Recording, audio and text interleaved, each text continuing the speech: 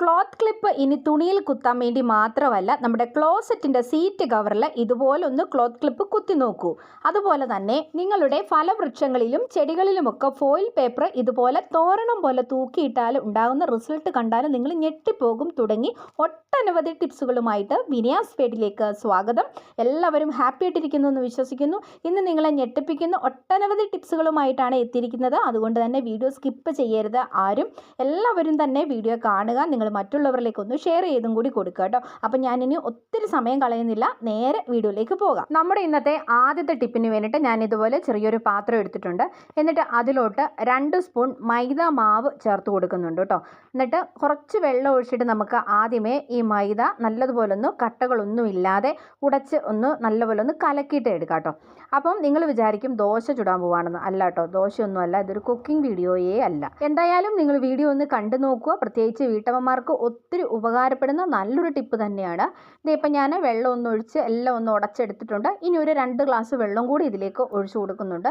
ഇനി ഇത് സിമ്മിൽ വെച്ചിട്ട് നമുക്കൊന്ന് കുറുക്കിയെടുക്കണം. തീയൊന്നും കൂട്ടി വെക്കരുത്, നന്നായിട്ട് ഇളക്കി തന്നെ കൊടുക്കുക, അടിക്കൊന്നും പിടിക്കാതെ. അപ്പോൾ ഇതുപോലെ ഇങ്ങനെ നന്നായിട്ടൊന്ന് കുറുകി വരുന്ന ഒരു സമയത്ത് നമുക്ക് ഫ്ലെയിം ഓഫ് ചെയ്യാം. എന്നിട്ട് ഇതൊന്ന് തണുക്കാൻ വേണ്ടിയിട്ടൊന്ന് മാറ്റിയും കൂടെ വെക്കണം. ഇനി ഇത് ഏകദേശം ഒന്ന് തണുത്ത് വരുന്ന ഒരു സമയത്ത് നമുക്ക് മറ്റൊരു പാത്രത്തിലേക്ക് ഒരു 3 ടേബിൾ സ്പൂണോളം മാറ്റി വയ്ക്കാം.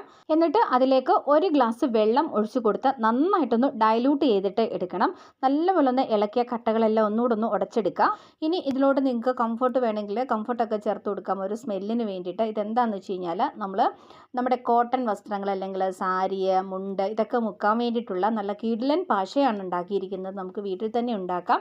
അപ്പം ഇതൊന്ന് അരിച്ചും കൂടെ ഒഴിച്ചു കൊടുക്കണം കേട്ടോ, അല്ലെങ്കിൽ പാട് പോലൊക്കെ ഉണ്ടാവും. അതിന് വേണ്ടിയിട്ട് ഞാനൊരു അരിപ്പയിൽ കൂടി ഈ വെള്ളം ഒന്ന് അരിച്ചൊരു ബക്കറ്റിലേക്ക് ഒഴിച്ചു കൊടുക്കുന്നുണ്ട്. അപ്പോൾ കംഫർട്ടൊക്കെ ചേർത്ത് നമ്മളിങ്ങനെ കൊടുക്കുന്നത് കൊണ്ട് തന്നെ നല്ലൊരു സ്മെല്ലും കൂടി ഉണ്ടാവും. ഇനി നമ്മുടെ വസ്ത്രങ്ങൾ ഇതുപോലെ ഈ പശയിൽ മുക്കിയെടുക്കുകയാണെങ്കിൽ നല്ല അടിപൊളിയായിട്ട് തന്നെ നമുക്ക് കിട്ടുന്നതായിരിക്കും. നല്ല വടി പോലെ തന്നെ നമുക്ക് കിട്ടും. അപ്പോൾ ഞാനൊരു സാരിയാണ് ഈ മുക്കി കൊടുക്കുന്നത് കേട്ടോ, കോട്ടൻ്റെ ഒരു സാരിയാണ്. അപ്പോൾ ഇതുപോലെ നന്നായിട്ട് മുക്കിയതിന് ശേഷം അധികമുള്ള വെള്ളം ഒന്ന് പിഴിഞ്ഞ് കളയാട്ടോ. ഒരുപാട് അങ്ങോട്ട് പിഴിഞ്ഞ് കളയണ്ട, അത്യാവശ്യം വെള്ളം ഒന്ന് പിഴിഞ്ഞ് കളഞ്ഞതിന് ശേഷം നമ്മൾ അയില നന്നായിട്ട് വിരിച്ചിടുക.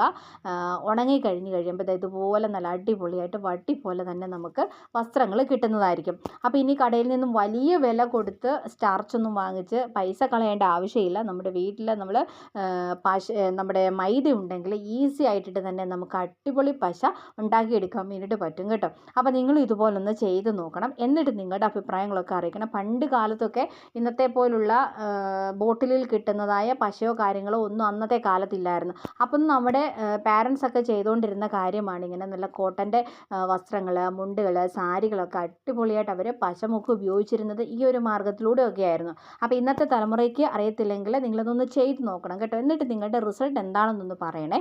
ഇനി നമുക്ക് അടുത്ത ടിപ്പിലോട്ട് പോകാം. ഇനി നെക്സ്റ്റ് ടിപ്പിന് വേണ്ടിയിട്ട് പഴുത്ത ഒരു പേരക്ക എടുത്തിട്ടുണ്ട്. പേരച്ചോട്ടിലൊക്കെ ചെന്നാൽ ഇതുപോലെ നിലത്തൊക്കെ വീണ് കിടക്കുന്ന പേരക്കയൊക്കെ കാണാം അല്ലേ, കുറച്ചധികം പഴുത്തൊക്കെ പോയിട്ടുള്ളത്. അതൊന്നും കളയണ്ട, നമുക്ക് അതൊക്കെ പ്രയോജനപ്പെടുത്താൻ വേണ്ടിയിട്ട് പറ്റും. അപ്പോൾ ഇതാ ഞാൻ അത്യാവശ്യം നല്ലപോലെ പഴുത്ത പേരക്കയാണ്, ഇതിൻ്റെ പകുതി എടുക്കുന്നുള്ളേ. എന്നിട്ട് ഇതുണ്ടോ ഇങ്ങനെ ഒന്നിങ്ങനെ ഞെക്കി കഴിയുമ്പോഴത്തേക്കിനും നല്ലപോലെ പഴുത്തതായതുകൊണ്ട് തന്നെ ഇതുപോലെ നമുക്കത് ഉടഞ്ഞു കിട്ടും. അപ്പോൾ ഇതുപോലെ ഒരു പേരക്കയുടെ പകുതിയോളം എടുത്തതിന് ശേഷം നല്ലപോലെ കൈ വെച്ചിട്ട് അതൊന്ന് ഉടച്ചും കൂടെ കൊടുക്കുന്നുണ്ട്.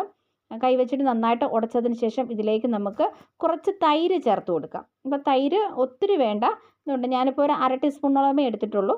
അപ്പോൾ ഒരാൾക്ക് വേണ്ടിയിട്ടുള്ള ഒരു അളവാണ് ഞാൻ ഈ പറഞ്ഞത്. എന്നിട്ട് കൈ വെച്ചിട്ട് നന്നായിട്ട് ഒന്നും കൂടി ഇത് മിക്സ് ചെയ്തതിന് ശേഷം നമുക്കിത് മുഖത്ത് ഇട്ട് കൊടുക്കാം. ഇത് വരണ്ട ചർമ്മത്തിന് ഒത്തിരി നല്ലതാണ് കേട്ടോ. ഈ പേരക്കയും തൈരും കൂടെ ചേർത്ത ഈ ഒരു ഫേസ് പാക്ക് ഇത് നമ്മൾ മുഖത്തിട്ട് നല്ലതുപോലെ ഒന്ന് മസാജ് ചെയ്തിട്ടൊന്ന് കൊടുക്കുക. ഇതാണെങ്കിൽ മൃതകോശങ്ങളെയൊക്കെ നീക്കം ചെയ്ത് മുഖത്തെ കറുത്ത പാടുകളൊക്കെ മാറ്റി മുഖത്തിന് നല്ല ഈർപ്പം ഉള്ളതാക്കാനും, അതുപോലെ തന്നെ ഒരു 15-20 മിനിറ്റ് നമ്മളിത് ഇട്ടാൽ മതി. കറുത്ത പാടുകളൊക്കെ മാറിയിട്ട് മുഖം നല്ലതുപോലെ ബ്രൈറ്റ് ആയിട്ടിട്ട് മുഖം നല്ലതുപോലെ തിളങ്ങാനായിട്ട് ഇടയായിത്തീരും. അപ്പോൾ ഇനി വെറുതെ ഇങ്ങനെ പേരച്ചോട്ടിൽ കിടക്കുന്ന പഴുത്ത പേരയ്ക്ക ഒന്നും വെറുതെ കളയണ്ട. നമുക്ക് ഇതുപോലെ ചെയ്യുവാണെങ്കിൽ ബ്യൂട്ടി പാർലറിൽ പോകേണ്ട ആവശ്യമേ വരത്തില്ല. അപ്പോൾ ഇതും കൂടി നിങ്ങളൊന്ന് ട്രൈ ചെയ്ത് നോക്കാനായിട്ട് മറക്കല്ലേ.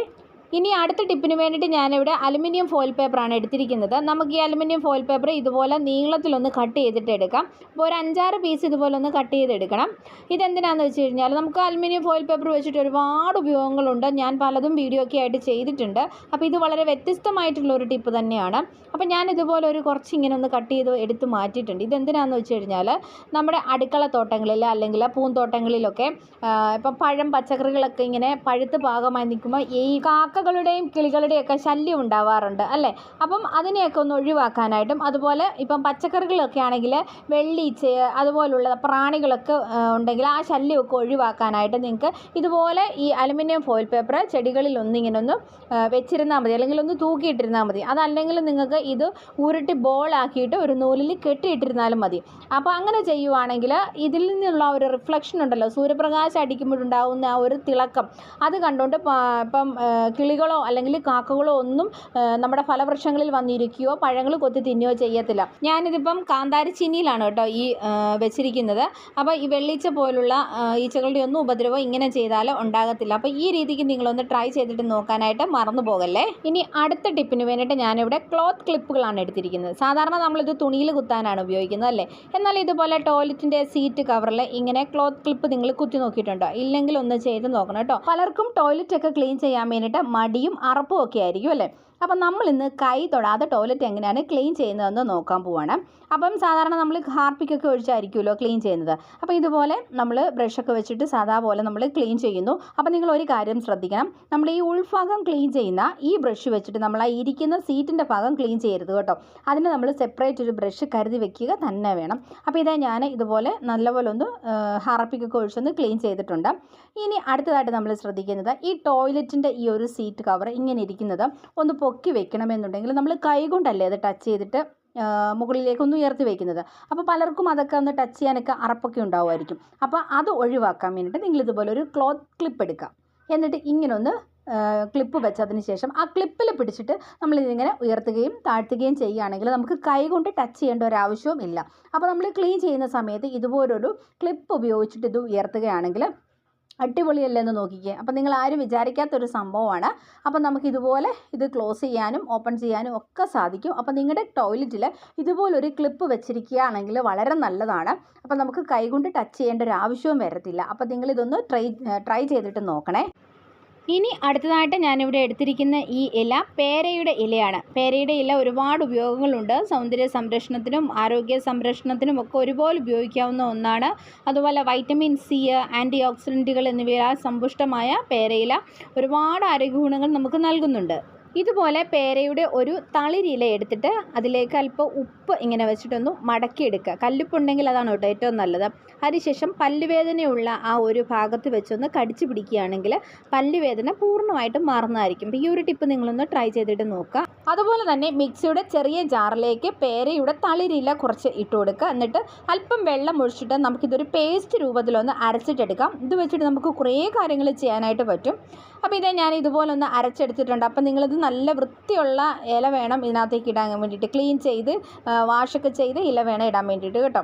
ഇനി ഇത് വെച്ചിട്ട് ആദ്യമേ നമ്മൾ ചെയ്യാൻ പോകുന്നത്, ഇത് നല്ല ഒരു ഫേസ് പാക്കായിട്ട് നമുക്ക് ഉപയോഗിക്കാൻ വേണ്ടിയിട്ട് പറ്റും. നമ്മുടെ മുഖത്തെ കറുത്ത പാടുകൾ, മുഖക്കുരു, കാര ഇതൊക്കെ പോകാൻ വേണ്ടിയിട്ട് ഇതുപോലെ നമ്മൾ ഈ പായ്ക്കൊന്ന് ഇട്ട് കൊടുക്കുകയാണെങ്കിൽ വളരെ നല്ലതാണ്. മുഖത്തിന് നല്ലൊരു തിളക്കമൊക്കെ കിട്ടാൻ വേണ്ടിയിട്ട് ഒരുപാട് സഹായിക്കും.